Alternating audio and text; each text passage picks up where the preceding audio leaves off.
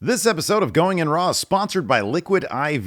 The 2024 Olympics are almost here, and with the Summer Games nearly in full swing, it's a reminder that hydration is important for athletes and fans, and Liquid IV offers extraordinary hydration for physical endurance, mental clarity, and overall well-being. A single stick of Liquid IV delivers better hydration than water alone with 3 times the electrolytes of the leading sports drink plus 8 vitamins and nutrients, making it the perfect companion for all your summertime activities, whether you're hitting the golf course, traveling, or if you're looking to recover after a long day. So tear, pour, and live more and turn your ordinary water into extraordinary hydration with Liquid IV. Get 20% off your first order of Liquid IV when you go to liquidiv.com and use code RAW at checkout. That's 20% off your first order when you shop Better Hydration today using promo code RAW at liquidiv.com. Hey, friendo, Steve here. Hey, Larson. Welcome back to Going in Raw, the only pro wrestling podcast you need to be listening to. On today's episode, we've got your NXT review. And first, oh boy, it's Dynamite 250 tonight, Larson. So, of course, it is. AEW co-founder Cody Rhodes is doing a little bit of promotion for Dynamite. And when I say that, I mean, he's talking about his experiences in AEW and how AEW ended and it was terrible. Oh, got all this beef with the Young Bucks. Dude, signed his name to contract knowing he was out the door. I was looking at, because sometimes it's difficult for me to find when people talk about, you know, the negativity in the IWC, this, that, the other. Like, okay, for example, the Liv Dom thing, how there had been some amount of backlash towards, you know, the nature of that particular storyline, and how some people felt it was inappropriate. It was not too easy for me to find a wealth of those type tweets. Eventually I found some of them. Well, I found there's a lot, boy, people getting their feels whenever Cody brings up AEW, and even completely out of context, perceived slight towards their precious AEW. I'm going to get static in the comments just for that, just for what I just said. Could be. Before we get to the AEW stuff, this is all from a really wide-ranging interview that Cody did with Chris Van Vliet recently. Talks about it. It's like an hour long, I think, or at least close to it. A variety of topics, including his time and departure from AEW. And also, we'll get to this first before we get to the AEW stuff. It's better for our watch time. Talk about another bout, potentially one-on-one bout with The Rock. So, regarding that, a match with the final boss. This is what Cody had to say. These transcripts come to you from the Wrestling Observer. Quote, I wonder if Dave sat down and transcribed these personally. Yeah, probably. Well, I don't know. Getting a look at that office of his is possible. It's possible. It's illegal on a legal pad. Yeah, exactly. That's what Cody said. Quote, offer still stands. Again, if he never comes back, he's done it all. He really has. And as much as I insulted him previously, it was an honor to be part of his last outing. But what I learned physically in the ring with him, it shouldn't be his last outing. There's more. There's not just gas left in the tank. There might be multiple tanks. There's more, and I like the WWE Universe or pro wrestling fans. I'd like them to see that. I think there's a world where WWE director of the board, great, but I think there's a world where WWE really benefits and this young audience being able to connect with him. They don't know him as the people's champ. They know him as the final boss. That offer stands whenever. Yeah. You got to think that match is going to happen at some point. I mean, I would be shocked. I'd be shocked if it didn't happen at WrestleMania 41. I mean, they've got obviously 2 options depending on, dude, I know you were as well. I was pretty surprised to see Rock's in-ring fitness at WrestleMania 40 this past year on night 1, that 45-minute brawl. Granted, it wasn't all like, it wasn't a 45-minute in-ring, work rate match. But in terms of being able to tell an effective story, I really enjoyed this last run from The Rock once they figured out, the final boss character. I think a lot of people really enjoyed it. It did bring something really big to WWE, and I think there's obviously more story to be told there. And I would be really shocked if it didn't end up being Cody Rock this year. Hold on a second. What? Detour. Is that the Planet's Champion WWE title I see back there? When did that show up? Oh, dude. I'm shocked and saddened, Larson, that you are not one of the 8,000 that's watched my unboxing of the Real World's Planets Championship. Over a WrestleJuice. Over a WrestleJuice. I was doing other things yesterday. I did, yeah. I got to try to figure out how to fit it in this frame, because the frame that you see is like mine is cropped for the actual podcast, so this was cropped out of the thing. But you mentioned it, yeah, man. Right now over at WrestleJuice, you can watch me unbox this. People like when they see things get taken out of things. They do. So yeah, it's a pretty quality bootleg here. The Real World's Championship. It's actually pretty good. They did a pretty good job with it. Yeah, they did. I didn't just get it to get it. It's a prop for a video I got coming up. There we go. Anyways, yeah, with The Rock pinning Cody at WrestleMania Night 1 in that tag match, you got to assume that was setting up for a match between them. It could be at Mania 41. You can have Roman and Solo battle there, and then of course Mania 42. Then you could have Rock Roman there. Yeah, If this past WrestleMania taught me one thing, there's a couple more matches left, I think, in The Rock, as long as they approach them in the right way. So yeah, I think that could definitely happen. I would, for my money, I would say that 45-minute match that Rock had at WrestleMania was way more impressive than kind of anything Bill Goldberg did in his run in WWE, from 2015, 2014, whenever it was. 2016, yeah. Yeah. And, by that standard, by that metric, I don't think they're going to want him to go in there and necessarily drop a, 5.5-star Will Ospreay match. You don't need that. No. But yeah, there's more story to tell, and I think this coming WrestleMania is going to be a really fun one. I think so too. Now let's move on to AEW stuff. I'm sure it's going to be in the thumbnails, going to be in the titles. The thing people want to hear. Fire background, right? That's what I'm going to do. Fire background. I assume that was going to be the case. Anytime there's any story that might get people's juices flowing. There you go. You put the fire background. So let's talk about Cody talking about AEW. So if I remember correctly, I watched this section of the interview. The question was essentially, Cody, why do you never say anything bad about AEW in interviews? Right. And so there's a bit of a winding road he takes to get here, but this is kind of there's two kind of salient aspects of his answer that we're going to discuss because they're interesting. First, he talks about leaving AEW, and while the time frame based on his answer here isn't clear, it seems to indicate at some point, whether he put pen to paper first or not, at some point during his run in AEW, he had made the decision to leave. So this is what he had to say. Quote, "I just remember AEW lovingly, and I also knew I was leaving." Whoa, I knew he remembered it lovingly? What a bastard. How dare he? How dare he? "I knew it was a season. I knew this wasn't going to last, and I knew there was something greater for me out there." Oof. And I know that might sound negative to people, but it's not. He's talking about the WWE Championship. It says, "That's the biggest prize in the wrestling game. I had nothing but respect for my time there. I got to sharpen my skills, like Hulkamania and AWA right before he came to WWE. It's the same." Okay. The energy was there. The renaissance was happening. It wasn't just company-based. It was all there, and I just have a love for it because I got to sharpen my skills. And by the time I got to WrestleMania and WWE, I felt like, okay, I've come back a complete package, not a total package, complete package. He talks about not just in terms of the wrestling, about presentation, theme, all that. Yeah, absolutely. Yeah, he learned a lot during his time away from WWE. It's interesting seeing the presentation, the matches he was having. We saw not exactly his first match, but one of his earlier matches post-WWE. We went to our first PWG show. We wrestled TNA superstar Trevor Lee, I believe, in the opening bout. Yeah.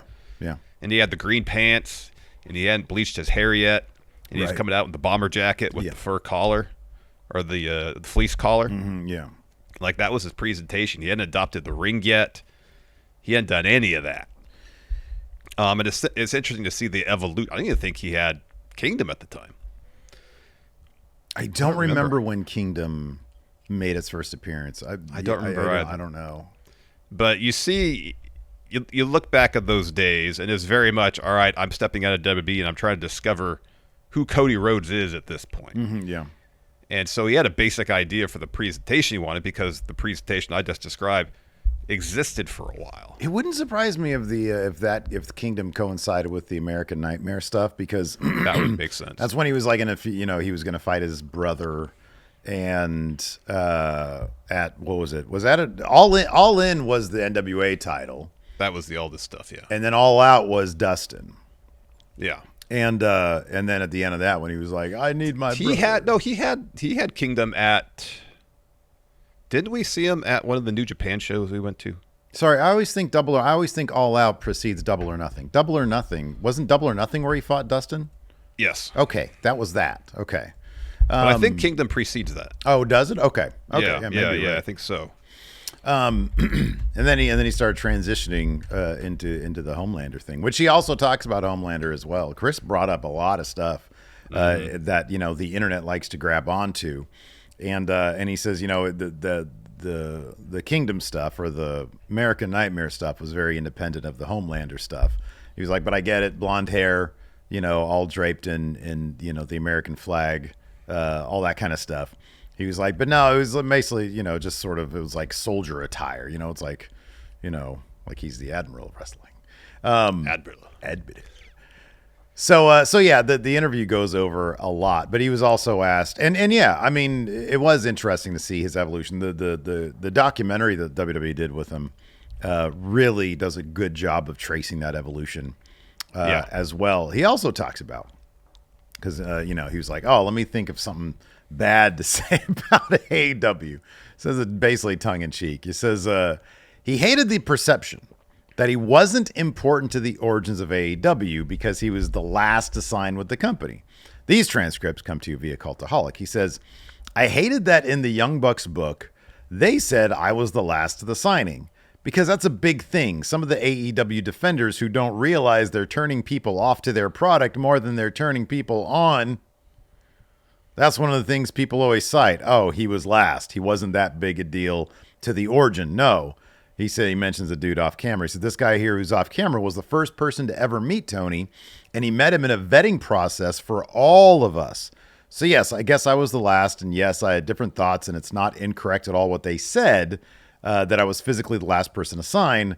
That's not incorrect, but I was just in on it as well as anybody else. That's a little thing that when I write my book, I get to tell that story.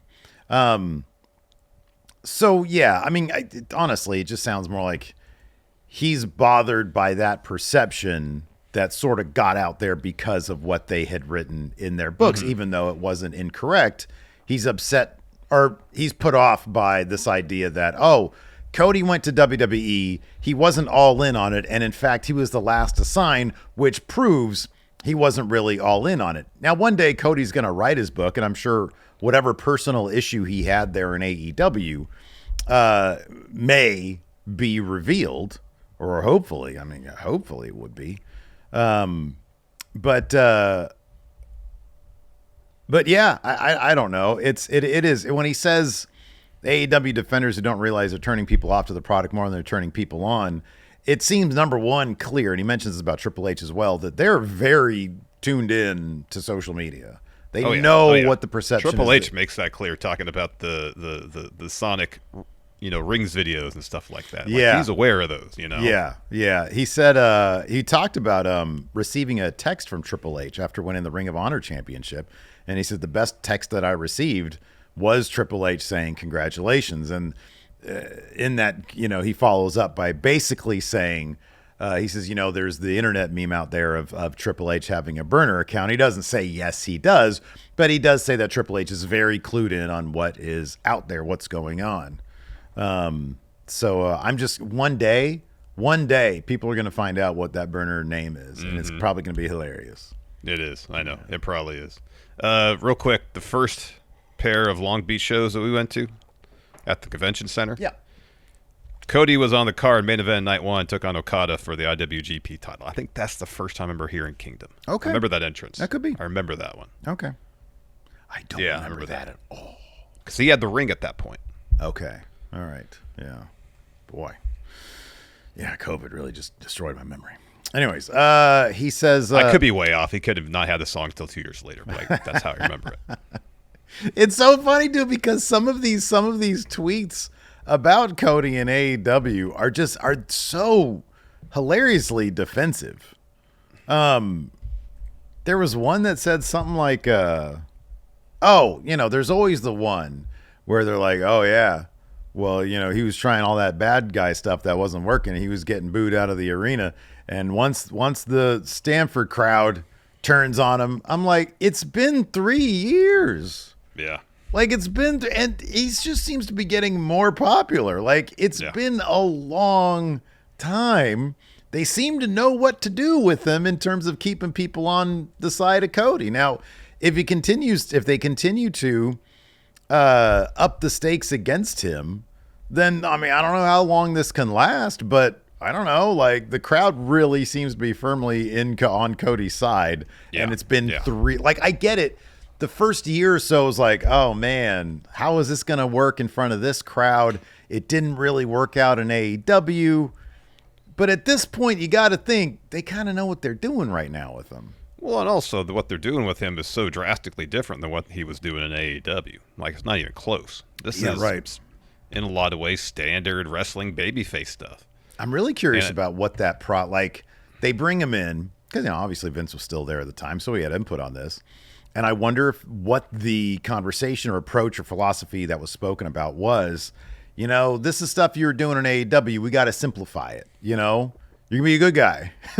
Like, look at you. You're a good guy. Crowd. None of this meta storytelling stuff you want to try. The crowd number one. Yeah, exactly. The crowd number one is going to appreciate the fact that you came here from there. They're going to like you for that. Yeah. You have a very grounded human reason to come here because you wanted to achieve something. That's understandable and relatable. And Cody's like, end racism? No, dude, don't go there, man. Bring a new level of storytelling to villain roles. No, listen, Cody. Oh, you want the title your dad never got. Oh, that thing. Have you seen that title? It's so small and ugly. But here's the thing: we'll give it to you. Yeah, we'll give it to you. You win the giant belt with the giant logo on it first. Yeah. Then we'll give you the one your dad had in his hands but never won. Really? At a pay-per-view? No, dark segment. No, it's not going to make TV at all. We're not going to do that. Make TV at all. Maybe we'll upload it to the YouTube channel. Maybe. We'll rely on fan cams for that one, buddy. Can't stop that. Can't stop the fan cams from shooting stuff at the show. Nope. So he says this. He says, how AEW ended was terrible, really. And people are going to write books later on, and these stories are going to get out there, and then it's going to be a whole new ball game. So yeah. What was so terrible? Now I want to know what's so terrible about it. I don't know. I honestly just dug up this quote. I didn't get any context around. No, it was within the answer about why he doesn't. That's what I. Why he doesn't say anything bad about AEW. Okay, yeah. It was within that whole thing. I listened to that whole part. Yeah. What was this? What would you listen to it? What was the tone of voice there? Oh, I mean, a standard Cody. The tone of voice, measuring his words, taking his time, answering questions, deliberately. Yeah. Has AEW ended? Did I miss something? I mean, there's 250 tonight. Dynamite 250. They've had 250 episodes. Many of those after Cody left. So as far as I'm aware, they tonight. Still are around. Maybe series finale tonight. He's got that's his Dynamite preview. His Dynamite is over. It's terrible. I'm assuming he means his time in AEW. His time in AEW. Probably just because it wasn't like, it wasn't a big grand hurrah. It was him on a microphone next to a ladder bitching about the contract that he got that he didn't want to sign. Yep. Ended with a whimper. It did. It ended with him, contract negotiations gone wrong. And then he's talking about dropping that title to Sammy Guevara. He was like, man, I had to do the job to Sammy. That sucked.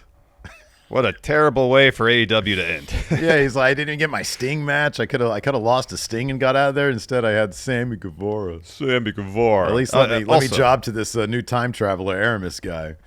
Yeah. Also, amongst the answer about AEW, he says, regardless of any petty squabbles, I always have a love for it. I got to wrestle Brody Lee's final match. I got to lead young people behind the scenes. I will always have a love for it. Yeah, man. One thing that seems clear based on Rhodes at the Top, that short-lived reality show he and Brandy had on TNT. So much as seemingly what happened, like, hey, Cody, put this baby seat in your car because we'll do it for laughs. Yeah. Those things are hard to put in cars, by the way, though. Yeah, they're a menace. They're tough. I get it, though.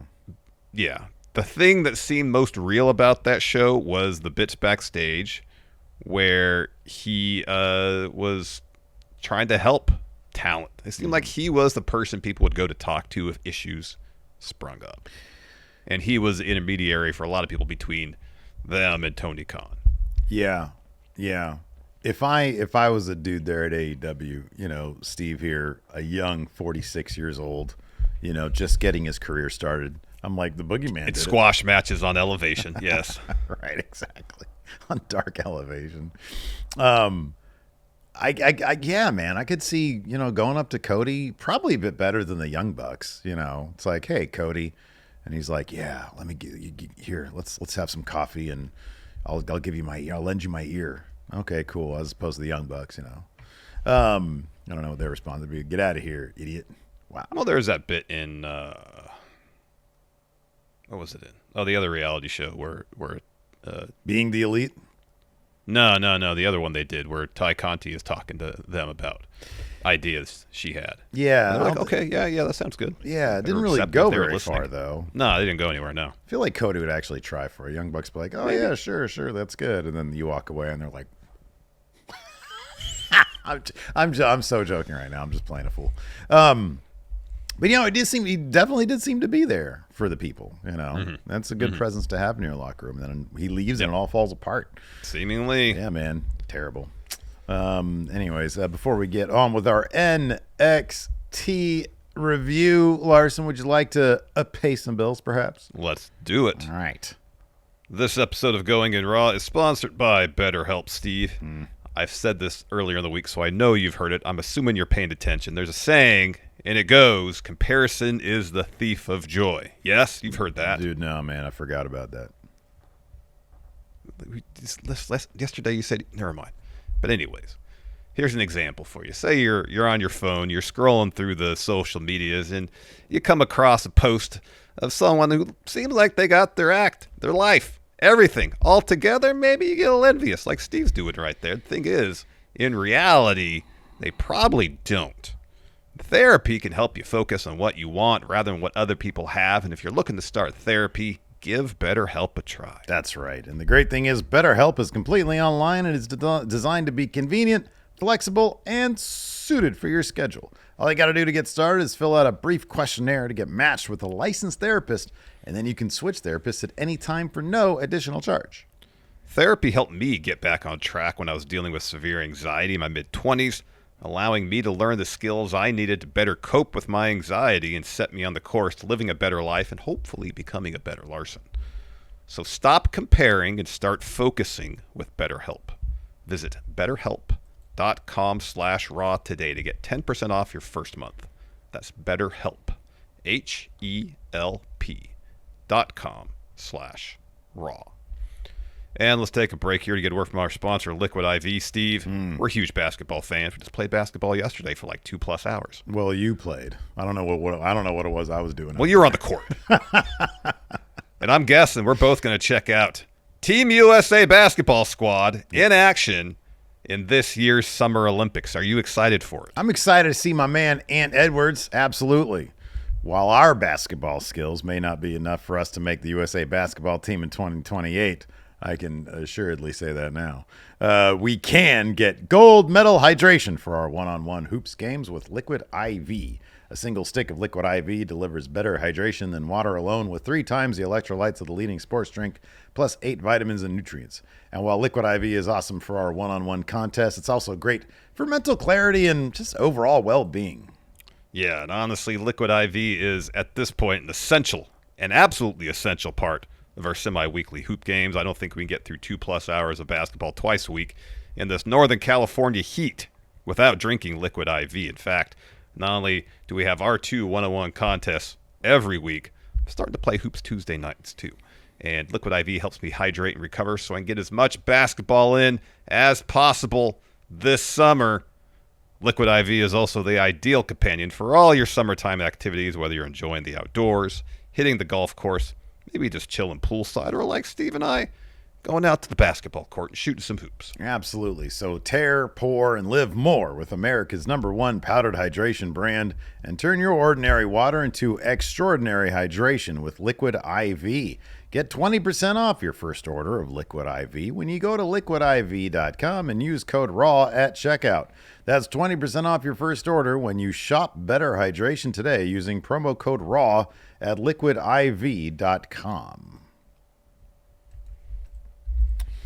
All right, man. Oh, you don't want to talk about WWE Call of Duty? Oh, we could do that. Well, we don't have to. I'm just going to bring Cody's it up in it. Rhea's in it. Rey Mysterio's in Call of Duty. Is it season 5? Is that what it is? Oh, you know more than I do. I knew those 3 names. My question is, let's do this. You could do Crossroads in Call of Duty now. Is that it? Wait, dude, are you serious? Is that his I saw an animation of someone doing a Crossroads, yeah. It's like instead of going up with somebody and you got the knife, you drop them with a Crossroads. That'd be sick. I think maybe you can. It's like, I always enjoyed Call of Duty.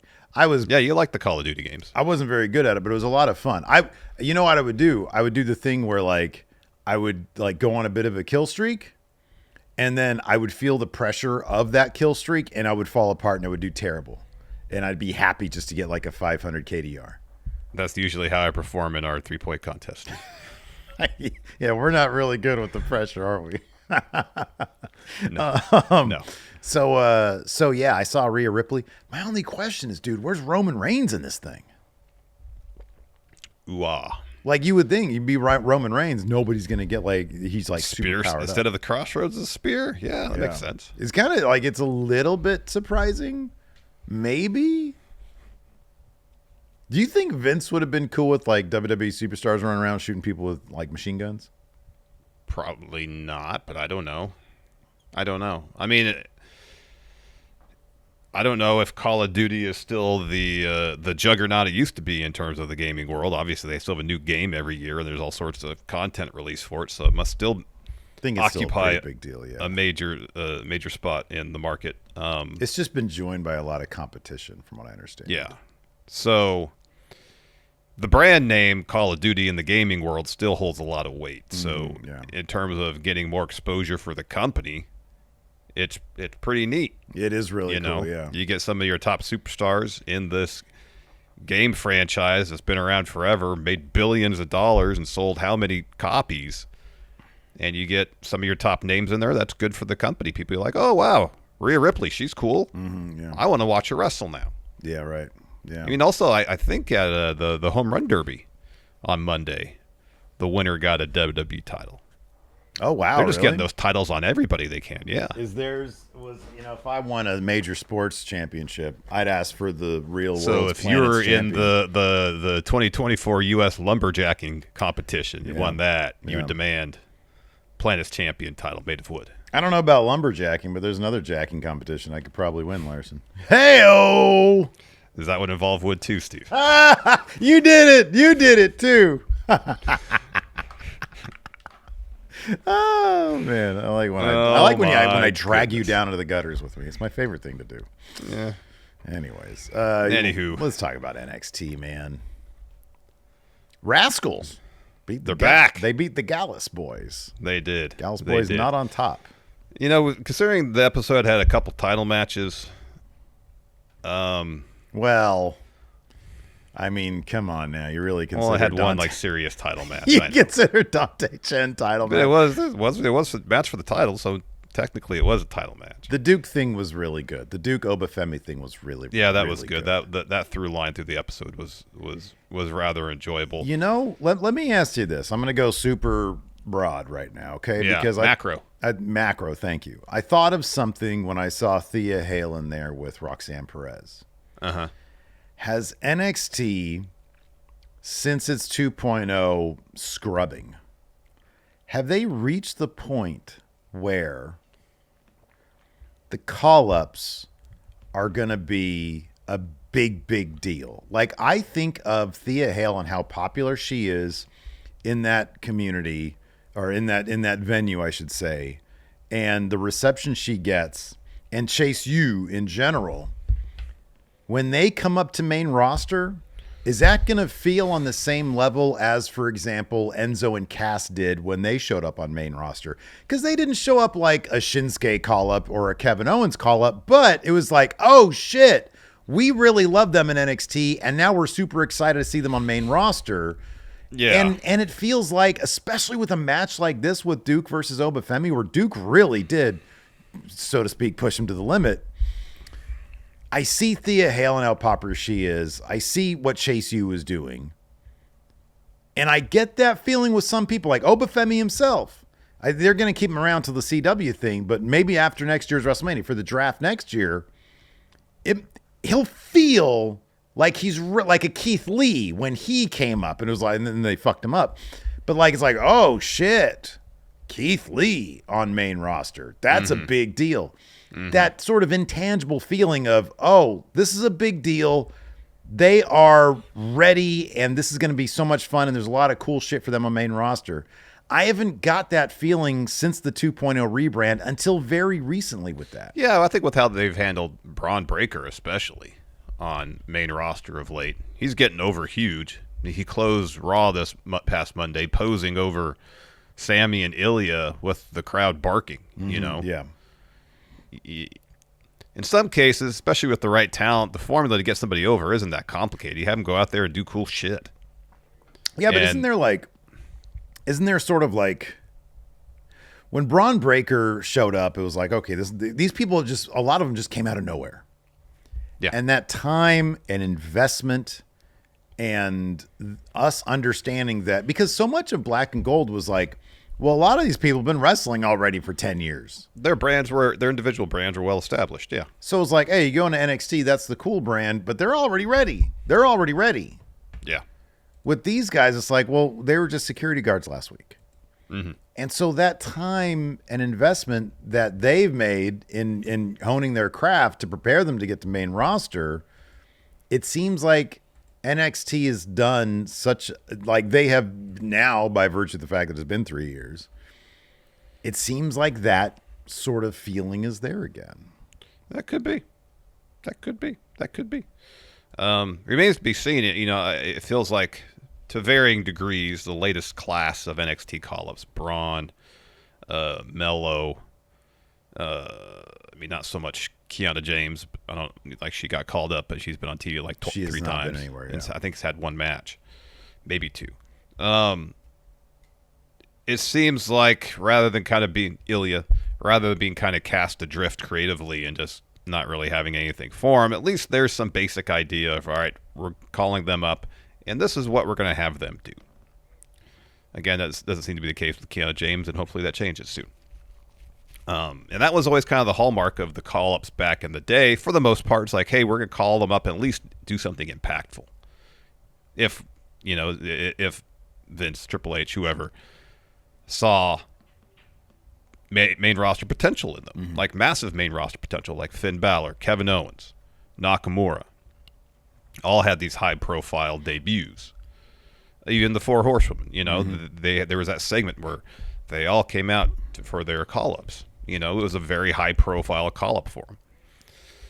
It would be great if we got back to that on a regular basis, because that was the one thing about the NXT call-ups for that spell where, even in the case of Keith Lee, for 3-4 weeks, it's like, wow, this is really exciting.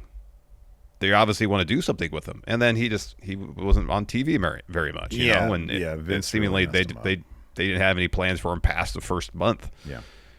Where there used to be a sense of excitement when someone got called up from NXT to the main roster to see what they could do. How are they going to work into the creative plan?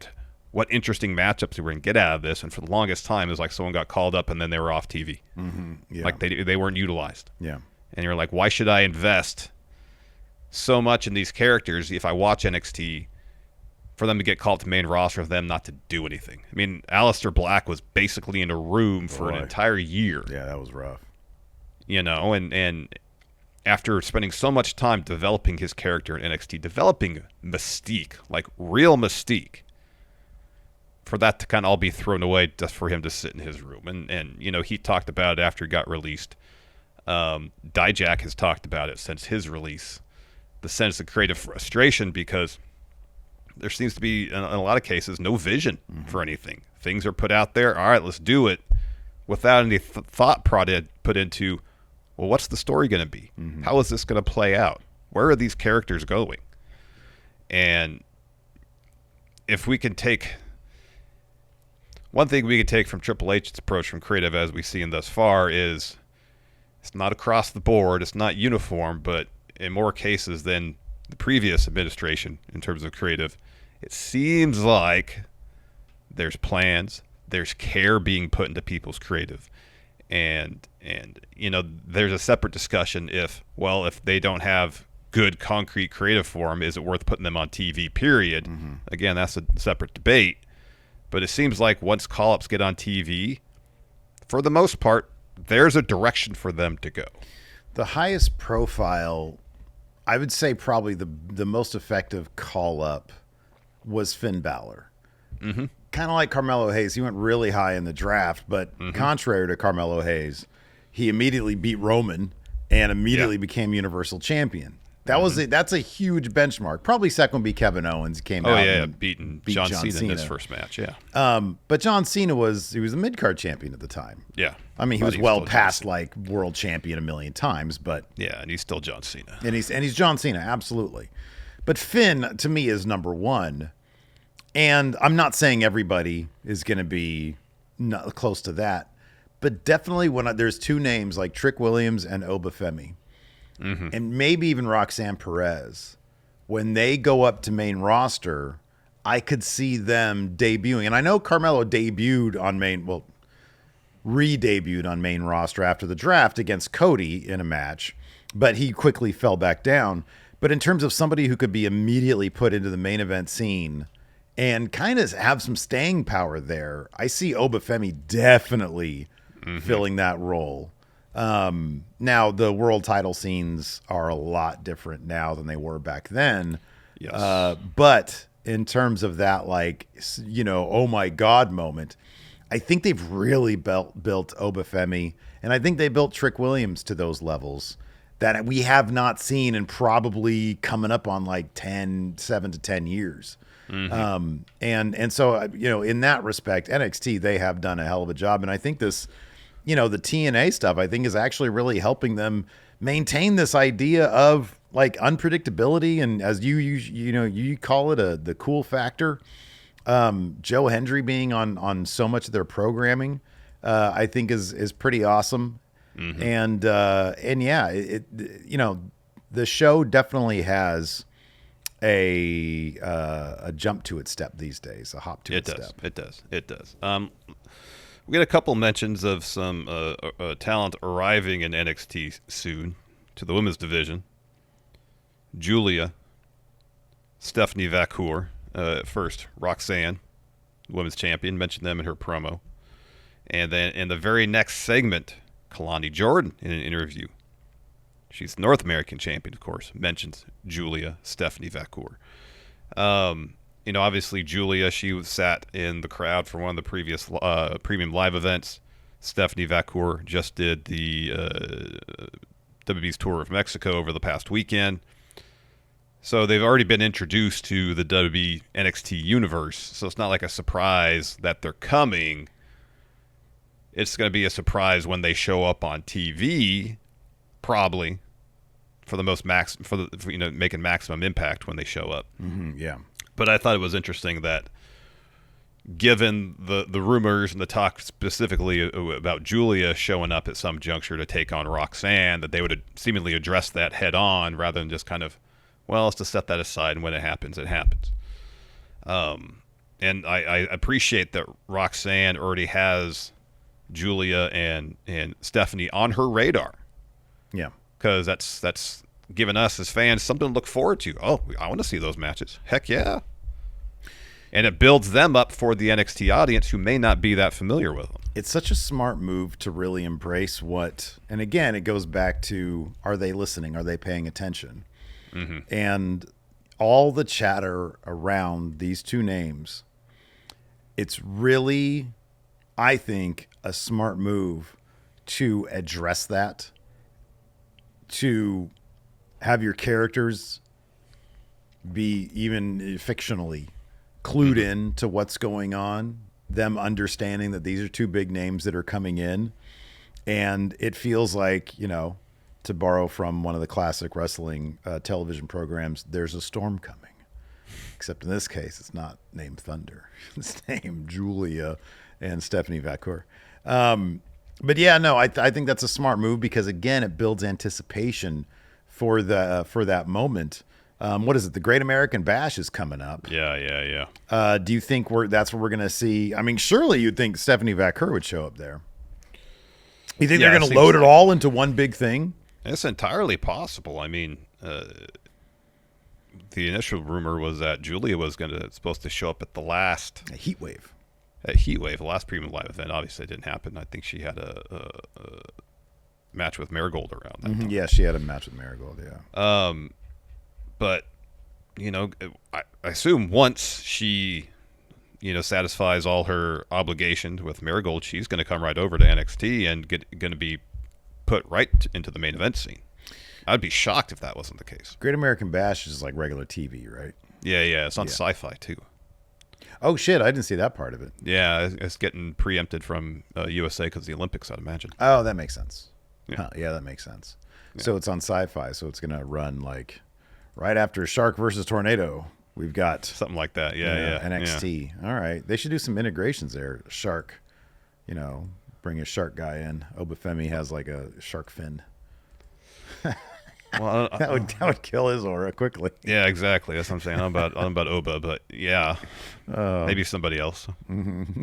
Maybe on Ethan Page, Dante Chen put a fin on. Maybe Brooks Jensen. Like he's like, all right, you're out of line. You're suspended. So he knocks on the PC door. Yeah. Who is it? Land Shark. But it's obviously Brooks Jensen because you can tell it's his voice. Coming up on 50 years, that joke. Yep, never gets old. That's legit too. It was like 75, I think. Yeah. Let's talk about Brooks Jensen. Lost his cool again after taking the L to Javon Evans and blamed Josh Briggs for the loss. Yeah. Even though Sean Spears comes down to ringside, so at the very end of the show, Briggs and Brooks are walking out of the PC together, and Brooks lays the blame for his loss on Josh.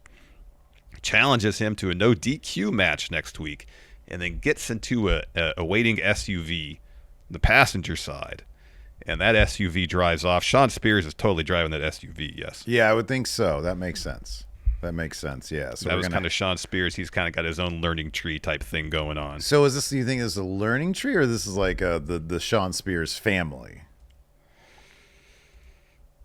Well, I mean, like Sean Spears' whole MO is there's a lot of this young talent out there that needs guidance. And I'm here to provide that guidance. So. And he wrestles, and he's a guy that not everybody's really happy with seeing on TV in prominent spots. It's more learning tree. Yeah. But he's got like sort of, I don't know, like in character, like Chris Jericho. I don't even know what his character is supposed to be. Like resentful, I guess. And Sean Spears, I don't know. He's a bit more grounded than the high guys stuff. Yeah. But yeah, it's sort of an amalgam between the two, I think. Who else is going to be in the Spears' learning family? That is a good question. That is a very good question. Because, okay, let's say the first guy, Jensen, disgruntled on the outs with NXT. They're not too happy with him. Ava's not too happy with him. No. Who else is Ava not happy with? She don't like Ethan Page very much, but I feel like he's no, but I don't see him joining. Yeah. The faction where Sean Spears is the leader. Yeah, that doesn't make any sense. That wouldn't make any sense. That doesn't make any sense. Yeah, Hank and Tank. I mean, they seem satisfied just to be on TV, man. They seem satisfied just being in the background. They do. Yeah. So I don't think they're going to be disgruntled employees by any stretch of the imagination. Let's talk about Tony D drawing the line at murdering a woman, but being totally fine with murdering a dude. Charlie Dempsey, of course, coming to Tony D'Angelo saying, I need some advice. Somebody saw us murder Damon Kemp. And he's like, yeah, what's the big deal? You just murdered him. And he's like, well, I can't murder them. because it's a woman. He's like, what if it's a woman? He's like, hey, oh, hey, Stugats, that's too much for me. You got to deal with this one. And then, well, shit, what's her name again? Which one was it? Rizzo. No. The person who wants in on the no quarter. Ren Sinclair. Yeah, Ren Sinclair wants in on the no quarter catch crew. So it looks like she's going to be the newest member of the no quarter catch crew. Yeah. So she says she's going to wrestle her way into no quarter catch crew by wrestling into Charlie Dempsey's Cold Heart. Yeah, I like that. You know, all these factions, they all have like, you know, a tag team, a mid guy, a head guy, and a woman. I like that. That's good. Everybody's got to have that. Oh, wow. I didn't see this. What? Oh, man. I must have fast forwarded through this. What did you miss? Before the main event, Eddie Thorpe DJs at a club. How did I miss that? Oh, it's super short. It's Okay. super short. He's behind the turntables, and there's the flashing lights. I don't remember if we see a crowd dancing. It's mostly just on him. Yeah. And then Lexus King comes in and starts messing with the stuff. They fight. And then security breaks it up. It was super short, maybe 45 What a seconds. great feud this is. It's the silliest thing. That's awesome. It is the absolute silliest thing. All right, well, let's talk about NXT. So we got the Rouse. Well, you know what? Hold on a second. Before we actually get into the meat here, I got to bring this up, dude, because we're only 2 days away from the deadline. As you guys can read down here, if you guys are watching us on YouTube, the huge annual G1 Predictions Challenge begins next week, but the sign up is due on Friday. You gotta Well, no, get the first your picks shows in, are the 20th. They're the Saturday. The first shows are the Saturday. which is like late night Friday for us. So like, exactly. I think the form is due in. The picks are due in 8 p.m. Pacific. I think On Friday, yeah. On Friday 11 night. Eastern, yes. Yeah. So Yeah, you just said something about next week, and I was want to correct that. You don't have time for next week. You're absolutely right. You're absolutely This right. weekend. You're right. So maybe I'll change that down there. Oh, I think I can change it here. Hold on. Oh, on the fly. Nice. I can change it. So yes, if to participate in this G1 Predictions Challenge, all you need is get the Friendo Club set up. You can do that on Patreon, patreon.com/Steven Larson. $5 a month gets you the Friendo Club set up, gets you access to all our predictions challenges, plus bonus episodes. We got the last Friendo cast for this year coming up shortly. Yep. We're going to do something new and different for the rest of the year. Also, it gives you access to the question threads, so you can get your questions on the show. Here's the thing about this G1 Predictions Challenge. Right now, under 60 people have responded so far. Your odds are so much greater winning the G1 Prediction Challenge so far than it was for Money in the Bank, which had well over 200 entries. And here's the thing. If you win the G1, just like Money in the Bank, you can cash in on a future predictions challenge. Yeah, that's a You're big within deal. reach. That's a big Bang, cash in, you could be the winner. Yeah. Big deal. Big deal. It's a massive deal. I won the G1 last year. I'm looking to do it again this year. Have you put your picks in yet, Steve? No, but I'm going to work on them very soon. I printed off the entire schedule, so I got my pen out. I was like, I think this person's winning. That's good. Okay. All right. This person's winning. I started tallying up points and doing who wins the blocks in second and third. All right. I'm trying to decide on the winner. I got between two names. I'm trying to decide. Okay. All right. Well, there you go. I think I got my winner. I got my finals. Did So- Zack Sabre Jr.'s interview the other day? I think I read about this morning about how saying that he needs to win the G1 this year to cement his legacy. If he wins it in the future, it doesn't matter. He needs to win it this year. Okay. Is that going to influence your decision whatsoever? I mean, that's interesting info to have. Doesn't change my pick to win the entire thing. Because you already had Zack Sabre Jr. winning it, didn't you? I'm not going to say anything about that. I bet you are too, you son of a bitch. You bullocks. No, I didn't have him. I didn't have him winning it thus far, but I could change. Oh, really? You didn't? Oh, wow. No, Okay. before that interview, I didn't. I had him going very far, but not winning. All right. I don't want to. I'm not gonna give any away my secrets. What are your secrets? Tell me. No, Tell me now. they're secret. If I tell you, they're not a secret anymore. Especially when we got like 10,000 people watching this thing, man. I'm just tallying up all their win-loss records and seeing, okay, who lately has been doing really well. all right. And then this is my thing. Here's just a little bit of advice. Upsets are upsets for a reason. They're difficult to predict. There's always upsets. But Yeah. They're difficult to predict.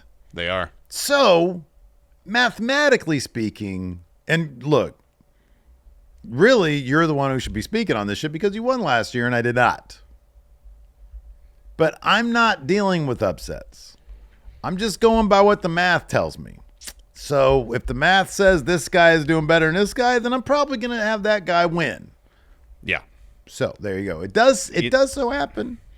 It does. Yeah, every year there's a major upset. No, I'm just saying it just happens to be this year that Zack Sabre Jr. in the year 2024 has the highest win percentage of anybody in the G1. There you go. So see, there you go. Steve did the math. Math doesn't. The numbers don't lie. But they probably will because I'm probably not going to win using my philosophy. So, but it's I think Zach's going to get far. So even if he doesn't win, for him to be in the position to win on your bracket, he has to reach the finals, which I think he's got a good chance of at least reaching the finals. Mm-hmm. Yep. Maybe even winning his block. Anyways. Anyway. The one thing about the G1 this year is, all right, are they going to go with an established name like a Zack Sabre Jr. to win to face Naito at Wrestle Kingdom? Or since they're in a rebuilding era, are they going to put the Rocket Pack on one of the younger talent and have them win the G1 to try to push along someone's development to a main event star? Yeah, maybe. That's what I'm wrestling with right now. Mm-hmm. Well, there you go. So NXT. Speaking of young stars, NXT. The Rascals are backstage. Oh yeah, so they do these little like walking promos. Rascals say the band's back together. Gal's gonna get it. And then Gal's backstage. Joe says the Rascals reunion gonna be the shortest in history. The reunion broke the internet, but we're gonna break the Rascals. They couldn't get past us. Gas boys on top. They what? They can't get past you. You got to stop doing that, man. The Rascals versus Gallus was first, and they proved Gallus wrong. Rascals got the win here. Yeah, they did. That was a cool finisher where Wesley goes up top and hits the double stomp off the top, and then Trey and Wentz do the burning hammer all at the same time. Yeah, cool. That's really cool. And the Rascals were super emotional about that. Yeah, good to see them back in it. It is. Yeah, interesting to see how are they going to stick around? Are they going to do the tag team thing with MSK? I don't know. Remains to be seen. We did see Joe Hendry join commentary because Vic Joseph mentioned him. You know what the problem, the issue I have with Joe Hendry's entrance in NXT is that he actually is on the stage before anything like his Toronto music hits. Yeah, right. Because it's the second time this has happened. No, maybe the third, where there's the rustling of the crowd because they see Joe Hendry and they start to get excited before you see the Tron, before you hear the music, anything. Like he has to be on the stage. Because he has to do the dramatic turn. Exactly. Yeah, right. Yeah, that makes sense. I mean, I don't know. I don't know. I don't know how you get around. It's kind of wonky, yeah. If he just struts out there, sort of you lose the whole. I do love his smile after he stops his freezing. When he starts walking, smiles up to the crowd. Oh, I love that. It's got such a charming smile. That guy. He does seem exceptionally charming. Mm-hmm. And they have Joe Hendry narrate a recap of last week's episode of NXT. That was pretty entertaining, yeah. It was. That was pretty good. It is funny, though, because I think he's so new to having all this, big-time attention. When the camera was on him, about to throw to this, he started to say something, and then they just throw through to it. And it's you got that camera right in your face. He was, trying to look at everywhere but the camera. I don't know. It's kind of funny. You love to see it with a guy like that, though. Yep. So we're with Chase U. They have an interview. Chase U. Throw up your U. So Kelly says Roxanne's up next. And Thea's like, oh, Roxanne's up next. Time to go. So she leaves the room. So Kelly asks Chase about Duke challenging for the North American title. He says Duke is on his A game. Few can beat him. And tonight he shows up, becomes a new North American champion. Riley's there. He wasn't being a pill last night, though. Riley says tonight Duke is going to beat the unbeatable and bring the North American title to Chase U. After that, we had Ethan Page in Ava's office. He's he's a mess. He's like, the NXT's becoming an unsafe work environment. And then Oro Mensah barges in. That's exactly what he was talking about. He was like, how am I supposed to defend this title when I got to deal with this? He says, you're never going to get a title shot. And then Ava says, or you're not going to get a match because you keep attacking Page. And he says, the longer you run, the worse it's going to get for you. And then Ava's like, look, if you want to defend the title, you can do it tonight. And he's like, fine, I'll do it against Dante Chen. Because he's looking at the whiteboard. He like sees a list of jobbers. Although he beat Lexus King a couple times. So He did. yeah. He did. Lex offenders, throw your X's up. No. No? Mm-mm. Doesn't work? Pass. No. I tried Just something pass. new for the Lex That's offenders. the same thing you've been running to the ground for weeks. Well, this is the new thing is the X. That's a bad idea, Lex man. offenders, throw up your X. Terrible idea. Lex offenders, register. Oh, my God. Then you be a registered Lex offender. Oh, my gosh. You can't. Walk around, tell all your neighbors, I'm a registered Lex offender. I'm sorry, you're what? What a terrible idea that is. What a terrible idea. Anyways, Roxanne Perez comes to the ring. She has a promo. And she says, what's it going to take for everyone to start treating me like... It is kind of long. It's really long. So she pretty much says, I'm great. I'm a once-in-a-lifetime performer. I haven't even hit my prime yet. She says, I'm not competing with anybody in the locker room. I'm competing with the history books.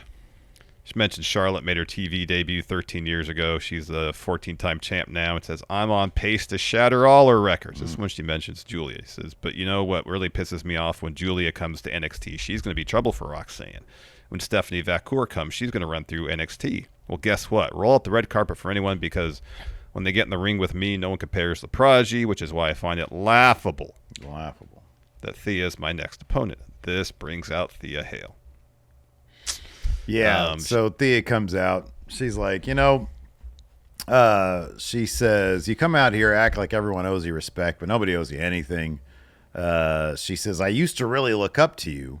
I thought you come out here and saying it's laughable that I'm your next opponent, but go ahead and doubt it. I've defeated doubters that I was never supposed to beat, so at Great American Bash, go ahead and open the history books, hand me the pen, so I could write Thea Hale, one of the youngest NXT women's champions. And Roxanne says, I'm not underestimating you, but so long as I'm holding this title, no one's going to beat me. So let me give you some advice. You're not ready. I know what it's like to lose a shot at this title, spiral out of control. This title is for big girls, not children. You can go on and on about how you're a grown woman, but you're nothing but a little girl. And then she attacks Thea. I forget how it goes. I think Roxanne attacks There's a fight that breaks out. Yeah. And then Perez ends up in the Kimura. Ridge comes out to break it up. You remind me of my daughter. Then we got a Kalani Jordan interview, and Kelly asked her about defending the title against Sol Ruca. Sol Ruca. And she said I had to dig down and defend against Saul. Speaking of challengers, did I just hear Roxanne mention Julia, Stephanie Vacour? This division keeps getting stronger, which means I need to keep stepping up my game. And then she notices that Kelly's looking off camera, and she says, "Oh, what are you looking at?" Camera pans over, and there's Wendy Chu. Creepy Wendy Chu. Yeah. After that, we had a Lola Vice interview. Kelly asked her about losing a heat wave. She said, I almost broke my hand, and Perez couldn't tap me out. Perez had to hit me with 5 pop rocks. And that brings in Bad Fallon, Bad JC, and Bad Jasmine. And, they call her a rookie. They say, hey, rookie, go back to MMA. And then Lola says, I'm not going anywhere. I'm a fighter, and I'm looking at my opponent. So she has a match a little bit later. Yep, with JC Jane. Then we got Javon Evans taking on Brooks Jensen. Mm-hmm. What do you think of Brooks' new wrestling gear? He's got pants and some Chuck Taylors on. Dude, I don't know. He's kind of just like... He's like, his gimmick is he's a mess. Mm-hmm. So I guess like the wrestling gear just fits that. Mm-hmm. I hesitate to say this because of the comments. It kind of just feels like they're doing Wish.com Jack Perry. A little bit. And I'm trying to figure out like how they can really not do that. Because it's not like Jack Perry reinvented the fucking wheel. But he's doing a really good job with it. And this sort of loose cannon thing just feels like... And I'll be honest with you, I don't even think that it's intentional that they're doing that, because I don't really see them like, oh, we're going to one-up these guys with that. I don't think it's intentional. It's just there are parallels there. And so, him wearing black jeans and Chucks, I guess, it just sort of echoes what Jack Perry is doing, and I just make that comparison in my head. Yeah, you're not alone in making that comparison. I've seen that. Okay, yeah. I've seen it. So I don't know if there is some way, but then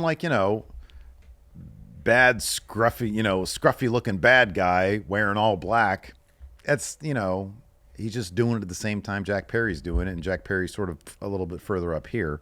Yeah. So I don't know. I'm fine with it. It just does echo Jack Perry. It does. So during the match, Sean Spears walks to ringside, so Josh Briggs steps up to him. Brooks gets down on the floor, gets between them.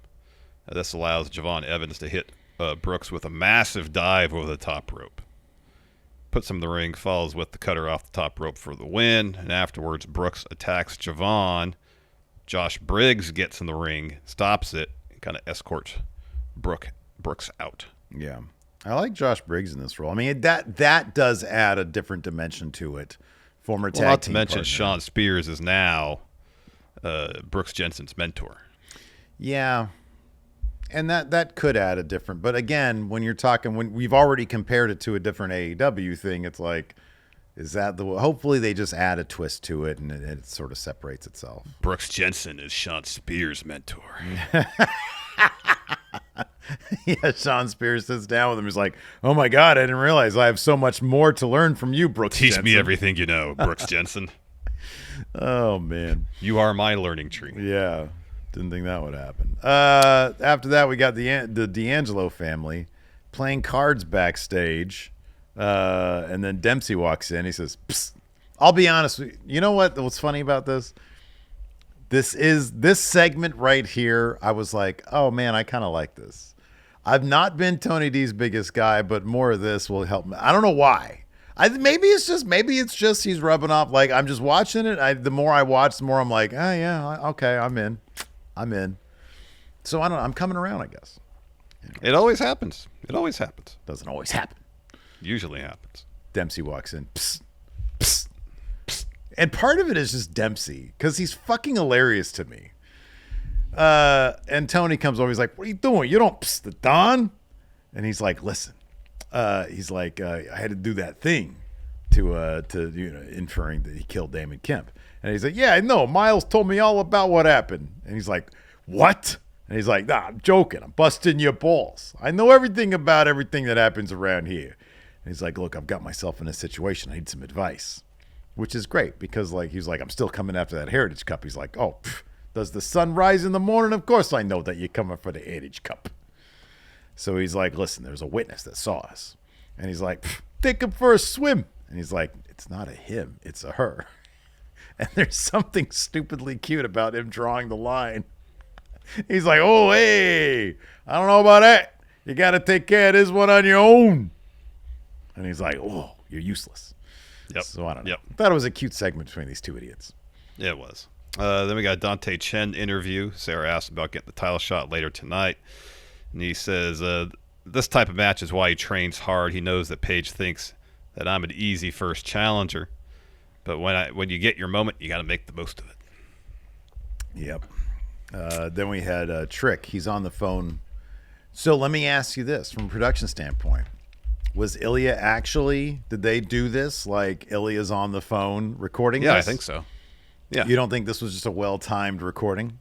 No, I don't think so. I was trying to see what the interface looked like because there was like a bar and I was like, is this WhatsApp? What is this? Yeah, I don't know. So anyways, Trick is on the phone with Ilya. He's doing maybe the most obnoxious thing you could possibly do. He's in a public area with other people there on FaceTime on speakerphone. Yeah. But I love it because he's getting advice from Ilya, who's on main roster. And I was telling Maggie this the other day. I'm like, if Larson wasn't my best friend, I think I might want Ilya as my best friend. Interesting. He's so genuine. I feel like he would do anything for you, if he's your best friend. Yeah, I think so. So anyways, Trick's like, man. Is that a shot at me? He would do anything for you? I mean, yeah, you could perceive it that way, yeah. It's like, I'd rather have him, but hey, I got you. He can't be my best friend, but I got you. Anyways. So Trick says, "Man, I worked so hard for the title." He's like, I got to get back to being him. And Ilya's like, "Trick, you're on a path of redemption. I got drafted and I'm on to new adventures, but you have to ask yourself what you want." "I want my title back." And then Pete Dunne's just lurking in the background staring at him. And so he's like, "All right, Ilya, well, thanks for nothing." And then Trick walks up to him. He wants to get some advice from Pete. He's like, "Pete, I know you got experience." And Pete just interrupts, says, "Figure it out." Walks off. Stalks off. Yeah. Yeah. Oh. So I don't know. It was good. Grumpy Pete Dunne is back. He is. Then we got the title match. Ethan Page defending against Dante Chen. Page wins pretty quickly with an ego's edge. And then Oro Mensah comes to the ring and attacks Ethan. But then Ethan hits him with the DDT. He starts to leave. Then Oro runs out, brings him back to the ring, hits a few shots, and then hits his finisher and covers him and counts his own pin because of the segment earlier. Page said, "You couldn't beat me. You can't pin me." Mm-hmm. Yeah. So Oro just proved, yes, I could hit my finish and keep your shoulders on the mat for 3 seconds. It is possible. Yeah, like very different situation than. Oh, obviously it's match. a different situation. But Yeah. if the point is I can hit you with one move and get your shoulders on the mat for 3 seconds, then When is the Gab? 2 weeks? 3 weeks? I don't remember. All right. I'm Early assuming- August, maybe? I'm assuming that's going to be the match then. You'd think so, yeah. Then we had a Duke Hudson video package. And then we Throw had up your you. You for Duke and Hudson. Then we had Gallus backstage. What was going on with Joe's hair? He didn't put any product in it. He took a shower after his match and didn't put any product in it. I think he used a shit ton of conditioner because it looked very nice. Maybe they got low flow shower heads at the performance That's center. the first thing I thought when I saw it. Low flow shower head, yeah. And it's just his hair is just like flopping down. And I'm like, dude, put some gel in that thing. Like, get it, slick it back. You look like, I don't know. You don't look very intimidating like that. Anyways, Mark's like, on any other night, we would have won. And Joe's like, if I hear that name, Joe Hendry, one more time, I can't stand it. You what? And then Joe's theme hits. He steps in, clapping. Hendry's like, I'll get it. You've been working for years and years. It's frustrating when somebody new comes in. But I like NXT, and I'm going to stay. Well, that's what Joe Hendry said, yeah. Yeah, I know. I'm just doing Joe's accent. Sorry. I'm doing Joe Coffey's voice for everybody. Gotcha. Joe says, when people think of Scotland, they think of Gallus, and they all do even Joe crosses his arms like this. It's pretty funny. He says, they think of Gallus, Drew McIntyre, not Joe Hendry. And Henry's like, think about believing in the solution to all of life's problems, Joe Hendry. And then Joe Coffey's like, I can't think of you. And then he's like, what? What? You say what? You cunt? No, I can't. on. You cunt? Move on. I cunt. Oh Wow. Gosh. Wow. I Heaven's sakes, know. man. It was like a barrage of can'ts, but it sounds much different. Much different. Let's talk about Izzy Dame versus Tatum Paxley. It looks like we got a alliance between Tatum and Wendy Chu, perhaps. Mm-hmm. Tatum gets the win here after hitting her finisher. And then she's got like the body of a doll. Yeah. And then Wendy Chu puts the head back on. Yeah. So They're a thing. friends, an alliance. Then we got Thea Hale, Ridge Holland backstage, and Ridge tells her, if you keep messing around, you're gonna lose the title shot. No title shot for you. So then Chase and Duke step in. Duke says, I'm trying to get ready. And thanks Ridge for getting the title match. And Ridge says, hey, just bring some gold back to chase you. And then Duke says, it may be incredible, but he's a man, and a man could be beat. Yeah, dude. I don't know. Obafemi's like several men all mixed together. It's like a Superman type situation. Superman. And he This can't. next I don't think he segment- could be beat. I don't think. I don't think he'd be beat either. Next segment, we got Cedric and Ashanti, so they're not going to be passing by. Cedric's like, we got a good opportunity here to show the world what we're all about. Dude. He's trying to pitch to them like, hey, this is a fresh start for us. Why is it in this single 4-minute segment, Ashanti showed off so much goddamn personality, so much more than he had ever shown in his previous NXT stint and on main roster? It's because how often was he given an opportunity to showcase any personality? I mean, Outside of maybe he Hit was Row. on Outside of Hit TV, Row. like Outside of Hit Row, like he didn't get segments like this. he didn't. Where it was like just him being able to Yeah. even the little bits. I mean, there was like those little that I say there were, but there was one. It was a single one, and that's when they were doing the dressing thing. But in my mind, they did multiple segments with these two guys. Wasn't it 2 segments on the same episode? It was. Is that what it was? It was 2 segments that started to be continued, and they followed it later on the same episode of SmackDown, I believe. Okay, that sounds right. So technically it was. So Cedric's talking to Ashanti, and Ashanti's standing across from him. But every time a woman passes through the room, like Ashanti's distracted. Yeah. And so eventually he goes and approaches Lash legend and Jakara Jackson. And I can't remember exactly what Lash said. Something about Chase U. And Ashanti says, no, I'm not talking about Chase U. I'm talking about Chase me. That's the line I used on Lacey when we first met. Really? Yeah. It was weird because Chase U wasn't even a thing. It wasn't even a thing. No, it was like a million Chase years U what? ago. Yeah. Did you even put up the U? I did, bizarrely. Yeah. I was like, it's like, what's your name? Steve Bu. So then Oro steps in and basically tells Ashanti, back off. Yeah, what the fuck, Oro? And he was dressed like a grandma. Get out of here with that. He had like the shawl on and everything. Yeah. What the?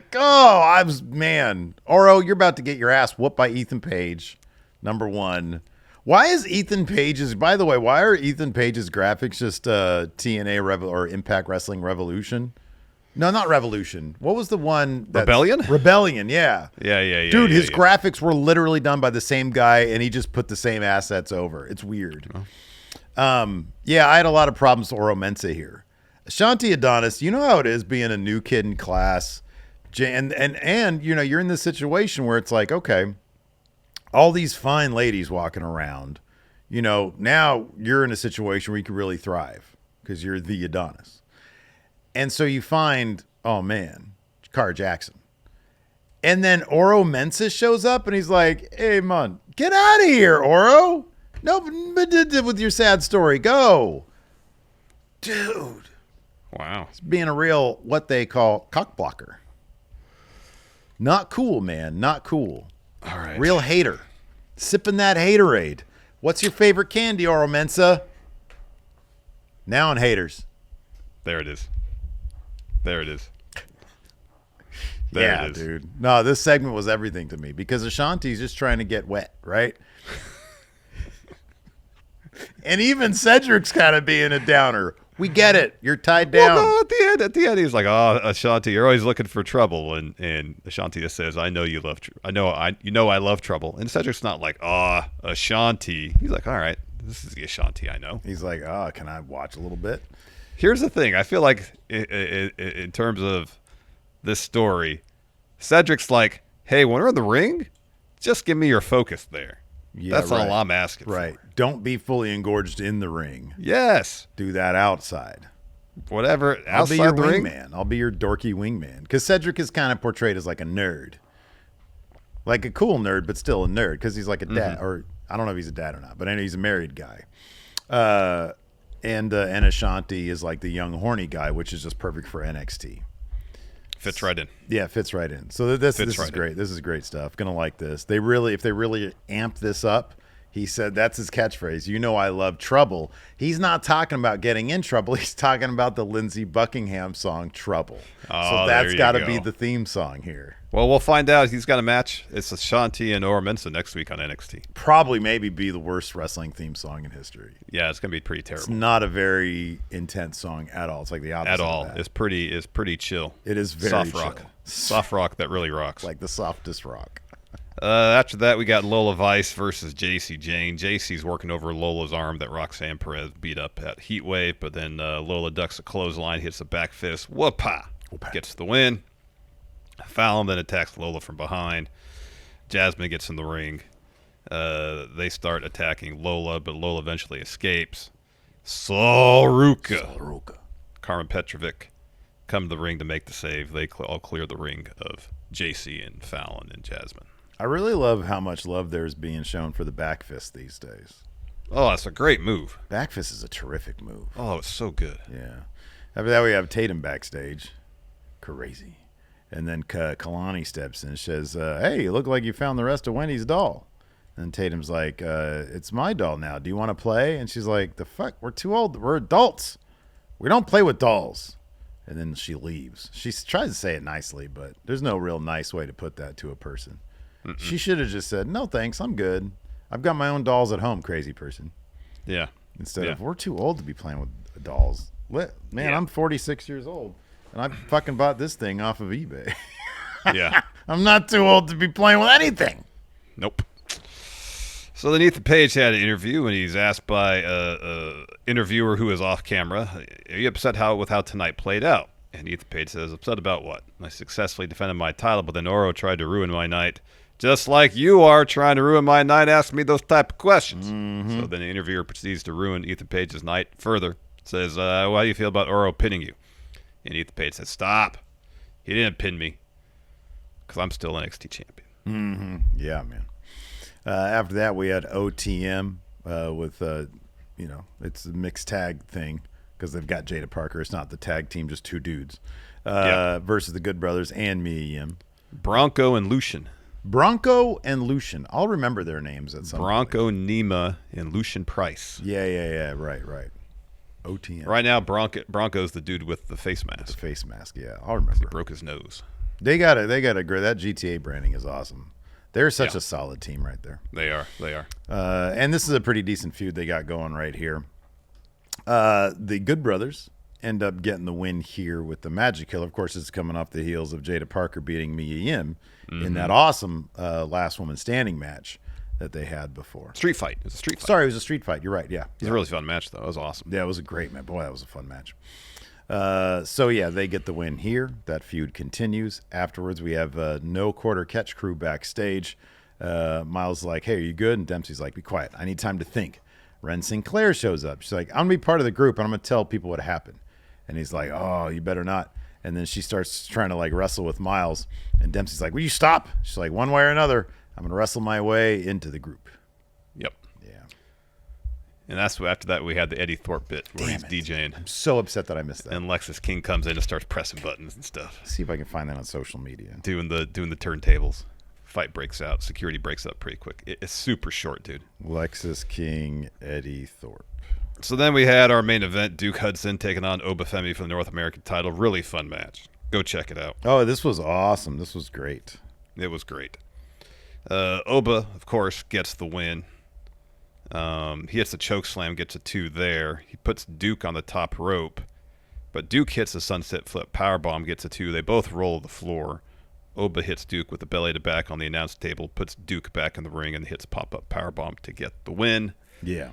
And then after that, we see Brooks and Briggs leaving the Performance Center. Brooks blames his loss on Josh Briggs, says, "Next week we're going to have a match." And Briggs says, "Last time we did that, I beat you up, and I want to put you through that again." And Brooks just looks at him and says, "No DQ," and then gets in the SUV that clearly Sean Spears is driving. Mm-hmm. Yeah. Dang it. Let's see, what is this guy? Yeah, I'll check that out later. 45 seconds of gold for the Lex offenders. Just walk around your neighborhood and say, "I'm a Lex offender." And, people will be like, "Wow." Call the cops. Yes, that's what they'll be saying. Probably, most likely. Put up a last-minute question thread here so we can go ahead and answer. We got a few here on the Patreon. Some questions. Nikyle here says, "Which wrestler's name would you say he appears in your respective rooms, excluding Joe Hendry?" It would be every time if you reference Lexus King, you had Lexus King in your office there. That would be hell. It would be an absolute nightmare. Man, if I was like good looking and the age of Ashanti Adonis, then it would be, NXT women's locker room, say all their names and they all appear, but they don't have on clothes. Whoa. Goodness. Awesome. Wow. Like, oh, I'm not looking. Luis here says, "Have you guys done any we are DIY house improvements that worked or didn't work?" Oh, jeez. I've replaced light fixtures. I replaced at least one faucet. Kitchen faucet. I replaced the toilet. Replace a toilet. I've done repairs to sprinklers out front. That didn't work. There's a blockage somewhere in the line. I think it's the problem. I put a drain in the backyard. Drainage. What else did I do? Sure, I've done more. I've done a shit ton of stuff around here, man. You can't be a homeowner for... Geez, we moved in here 11 years ago. I've done a lot. I don't know. I got to replace this at some point, huh? But yeah, I've done a lot. Light switch. Yeah, right. That thing is so yellow. It is. It's original, man. Yeah, dude.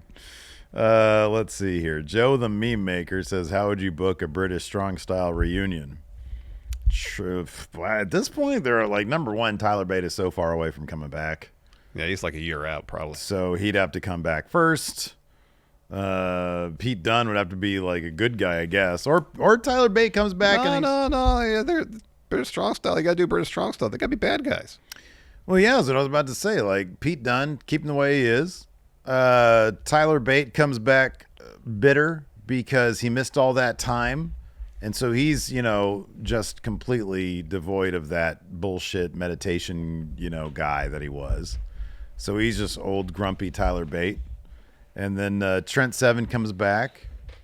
He's like the final boss of British Strong Style. There you go. Or like, I guess... He never won a match in NXT UK, I don't think. Not a singles match, maybe a couple singles matches. They won tag matches plenty, but not a whole lot of singles win for old Trent Seven. Nope. No, I really wonder what would have happened if it wasn't for COVID. Because right before COVID, he turned on Bate, I think. Was that before COVID or was that... No, it wasn't before COVID. It was right before they killed NXT UK. Mm-hmm. Yeah. They were going to... Dude, I think he had a good chance of winning that NXT UK title. It's possible. Cameron Shank, who is somebody from the Attitude Era you feel would have done better in the current wrestling landscape? And vice versa. Somebody from the Attitude Era would have done better in today's landscape. Oh, Taka. Imagine Taka Michinoku wrestling now. That's a great answer. I think Ken Shamrock. Yeah. I think he would have done all of the Bloodsport all the time. Yeah, he would have. Cat Dad 7 says, why will WWE have no problem naming other companies like New Japan or even Ring of Honor, yet whenever Cody brings up where he was before coming back, it was, I went someplace else, because they're active competition. Somebody answered this question recently. Yeah, I just did. Sorry, an actual wrestler answered this question. Somebody answered this recently. Somebody who's asked about it. And yeah, it was basically it. It's like, why are you going to give, that company shine when you're in competition with them? Yeah. Patrick Cheeseman says, if you fill the Heritage Cup with food or drink, what would it be?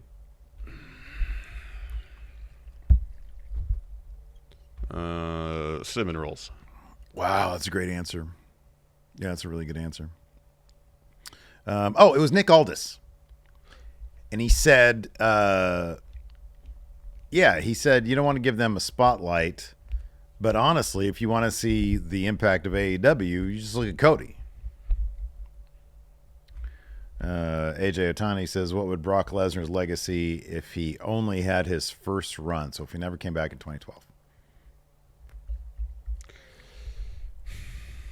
Is there anybody who sort of had something similar where they showed up, immediately had a massive impact. They were only there for like 2 years. And then never to be seen again. Never to be seen again.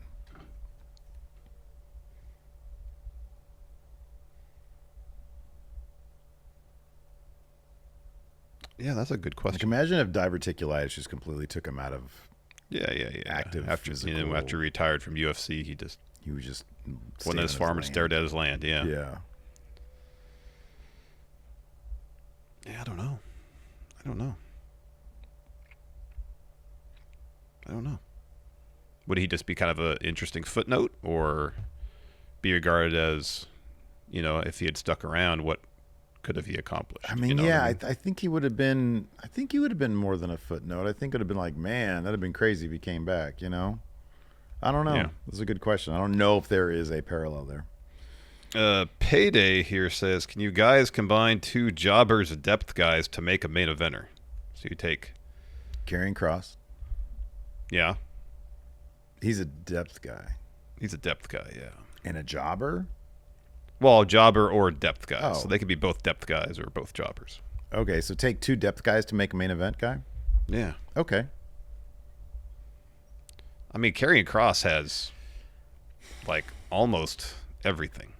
If you combine, like, his talking ability and his presentation with Claudio's wrestling ability? That's what I was going to say. Damn. Yeah. Yeah, that's a good one. Someone who's, like, an upper-tier wrestler. Claudio, man, that dude is so good. Yeah, he is. Edward Munoz here says it's a casting question. I know you don't like it. I hate him. So this is a question exclusively for Steve. I'm not going to answer this one. If you could make a movie like The Expendables, what would your main cast of characters be? But they got to be wrestlers. All right. Orton, Cena, Batista. You put Cody in there? No, because the Expendables are all old guys. They are. So Who's those your guys. Who's your fifth old person? MVP. I think MVP would be actually pretty cool in a movie. MVP would be really awesome. Shelton Benjamin. There you go. Oh, Bobby Lashley. I'm just naming the Hurt Business now. Yeah. Stefan says, you guys think it could have been better to have Jey Uso win Money in the Bank, and when he did cash in and failed because Solo Sikoa attacked him because he's a tribal chief? I mean, the end result would have been the same. We had a failed cash in at Money in the Bank. So yeah, would that have been a better use of the failed cash in? Boy, that'd have been heat on Solo. I tell you what, it would have been. Boy, people maybe it'd been more effective. That might have actually been a more effective one. Might have been better. Yeah. Good point there, Stefan. Lady J says, do you think Judgment Day will implode at SummerSlam, or do you think they're going to keep this story going until Mania? I keep thinking they're going to break up, but they haven't yet. It's the never-ending breakup of Judgment Day. Things are probably going to come to a head at SummerSlam in some regard. I don't know if it's going to be the actual breakup, but whatever simmering tensions exist within the group are going to come to a head. Yeah, I think there's going to be some shit that goes down at SummerSlam. It'll be interesting to see how they treat SummerSlam. If it's going to be like a combination of blow-offs and, heavy story beats that will launch us into essentially a prolonged WrestleMania season, Yeah. Alex Foster here says, when The Fiend beat someone, they changed. Tony D beat Charlie Dempsey. He changed. Does this mean Tony D has powers of the Fiend? Oh, yeah. The rightful, successor to the Fiend. Tony D'Angelo, perhaps.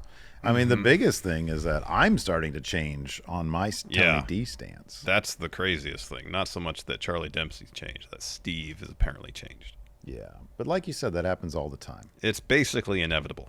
My stand. Who is it now that I can turn on?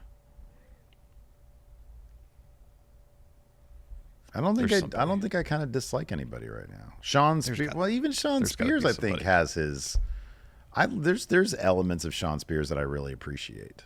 Yeah, Sean Spears is great. I just can't stand his attire. For me, it's his entrance.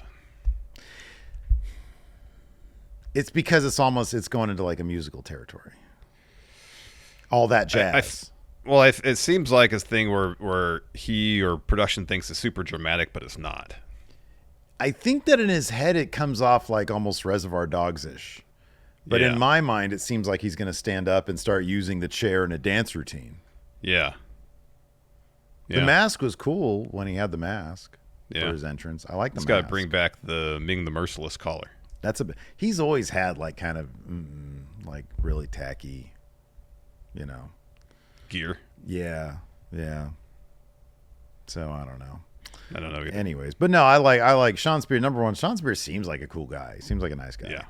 And I want to see him succeed. Same. Anyways, that's going to do it for the show today. Thanks, everybody, for tuning in. Big Dynamite tonight. Dynamite 250. What do we got? Ospreay versus MJF tonight. That's going to make it. Yeah. Swerve and Okada. Ooh, boy. Mercedes and Nyla Rose. Wow. Yeah, that's a big-time episode. Might pull 681,000 this week. That's rude. Why would I say something like that? That's just why would rude. you say that? Why would you diminish it? No. We want wrestling companies to be successful and thrive, and then you just throw shade. Why? I know. They've had like 3 good Dynamites in a row, and you still dump. Well, 2 that I know of. Well, the one before was good too. I don't remember that one. 2 definitely. This might be its 3rd good Dynamite in a row. We'll see. You know what they say? QT Marshall is the reason for all that stuff. Who says that? Well, he's back in creative. But who said that he was the reason it's good now? Well, Fightful said that he's back, on the creative team. Okay. And that's been the big reason for the turnaround. Oh, yeah?